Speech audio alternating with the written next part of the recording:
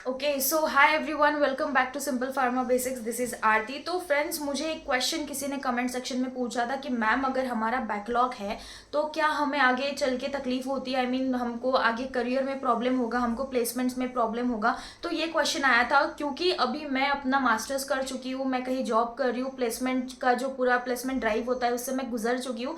So I can tell you about this कि आपको problem होता है या नहीं होता है। बट इसको कंप्लीटली जानने के लिए प्लीज इस वीडियो को एंड तक देखना। आई विल ट्राई कि मैं इस वीडियो को जितना हो सके उतना शॉर्ट रखूं because I respect your time.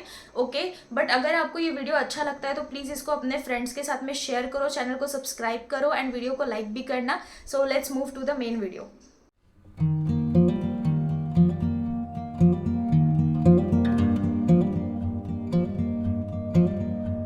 Okay so पहली बात ये है कि क्या जो हमारे फार्मेसी के सेमिस्टर के एग्जाम्स है उसको क्लियर करना इतनी मुश्किल बात है? बिकॉज स्टूडेंट्स आर सेइंग कि क्या हम बैक रख सकते हैं। मतलब ये ऑप्शन अगर आप अपने दिमाग से हटाओ तो क्या ये पॉसिबल है कि आप बिना बैक रखे अपना जो कोर्स है उसको क्लियर करो? बिकॉज सी एज सच अगर प्लेसमेंट के लिए जाते हो तो प्लेसमेंट में जो है हर एक कंपनी का अलग अलग क्राइटेरिया होता है। किसी कंपनी को कुछ पर्टिकुलर रेंज में आपका परसेंटाइल या परसेंटेज चाहिए होता है, right from your 10th to your degree और मास्टर्स। और कुछ कंपनियां होती है जो ऐसा क्राइटेरिया बिल्कुल नहीं लगाती। तो ये कंपनी टू कंपनी वरी करता है। बट अब अगर मैं बात करूँ तो क्या ये सही में आपके नाइपर के लिए अगर आपको एडमिशन लेना है आगे चल के, या बीएचयू में एडमिशन लेना है, या किसी भी बड़े कॉलेज में अगर एडमिशन लेना है, तो क्या इस चीज़ से आपको दिक्कत होगी कि आपके बैकलॉग्स हैं?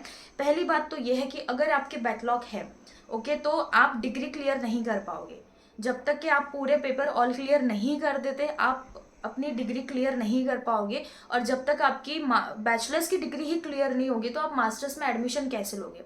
ओके, तो पहली बात ये रह गई। अब सेकेंड चीज़ ये है कि जब आप बैकलॉग आपका इकट्ठा होते जाता है तो ये आपके ऊपर अननेसेसरी प्रेशर बना देता है। ओके, फर्स्ट ईयर में भी अगर आपके बैकलॉग रखते हैं, सेकेंड ईयर में अगर आपको क्लियर करना है तो तब भी आपको ही करना है, लास्ट में जाके फाइनल ईयर में भी आपको ही करना है। तो तब अननेसेसरी बर्डन बढ़ाना, बिकॉज फाइनल ईयर में या थर्ड ईयर में आपके पास में एक दूसरा भी टास्क होता है जो कि जीपैट प्रिपरेशन का, या फिर अगर दूसरे भी किसी कोर्स के लिए आपको प्रिपरेशन करना है लाइक एमबीए वगैरह, तो उसकी भी पढ़ाई का टाइम होता है जब आप थर्ड ईयर और फोर्थ ईयर में होते हो। साथ में आपके पास में फाइनल ईयर में प्रोजेक्ट की रिस्पॉन्सिबिलिटी होती है, उसके बाद में आपको इंडस्ट्रियल ट्रेनिंग की रिस्पॉन्सिबिलिटी होती है। तो इन सबको मैनेज करते हुए अगर आपको अपना बैकलॉग क्लियर करना है तो वो बहुत ज़्यादा टेंशन वाली बात होती है।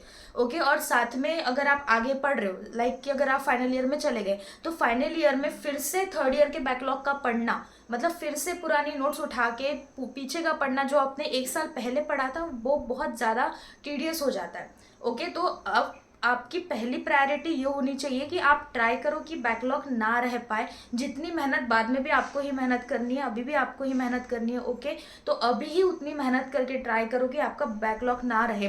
बट अगर इन एनी सर्कमस्टांसेस आपका बैकलॉग रह जाता है, आपका कोई पेपर रह जाता है, तो वो जब तक आप क्लियर नहीं करोगे आपकी बैचलर्स की डिग्री कंप्लीट नहीं होंगी। रही बात आपकी किसी मास्टर्स के एडमिशन की, तो अगर आपके बैकलॉग पहले थे लेकिन आपकी डिग्री क्लियर हो गई है, आपने फाइनल ईयर आते आते अपने जो बैकलॉग से उसको क्लियर कर दिया और फाइनली आपका ऑल क्लियर होके आपकी डिग्री आपके हाथ में आ गई, तो इस चीज़ से आपको फ़र्क नहीं पड़ेगा कि आपके कितने बैक लगे हैं पास्ट में। ओके, ना तो कोई कंपनी को इससे कोई फ़र्क पड़ेगा कि आपके कितने बैकलॉग लगे हैं। अगेन टर्म एंड कंडीशंस ये है कि कंपनी टू कंपनी वरी करता है। ओके, जैसे जिस कंपनी में मैं हूँ वहाँ पे उनका क्राइटेरिया था कि मिनिमम उनको 60% चाहिए। 10th में, 12th में, डिग्री में, मास्टर्स में मिनिमम 60% का क्राइटेरिया उन्होंने रखा था। अब कुछ कंपनीज होती है जो मिनिमम 70% का रखती है, कुछ कंपनीज मिनिमम 75% का रखती है, और कुछ कंपनी होती है जो कोई क्राइटेरिया ही नहीं रखती। ठीक है, तो ये कंपनी टू कंपनी वरी करता है। सो आई होप कि आपको जो है आपका आंसर मिल चुका होगा कि इससे कोई फ़र्क पड़ता है या नहीं पड़ता।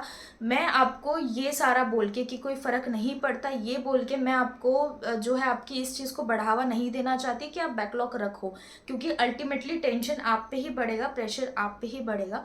ठीक है, तो ट्राई करो कि जितना हो सके अपने ऑल क्लियर सब्जेक्ट करने की कोशिश करो।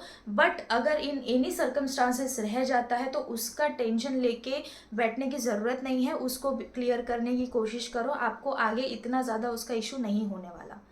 सो या this was my video, this was my answer to your question. अगर आपके और भी ऐसे कोई क्वेश्चन है जिसका आप चाहते हो कि मैं आपको आंसर दूँ रिगार्डिंग योर प्रॉब्लम, तो प्लीज़ उसको आप कमेंट सेक्शन में मेंशन करो and I will be very happy to make a video on that. Okay, so yeah thanks for watching this video, bye.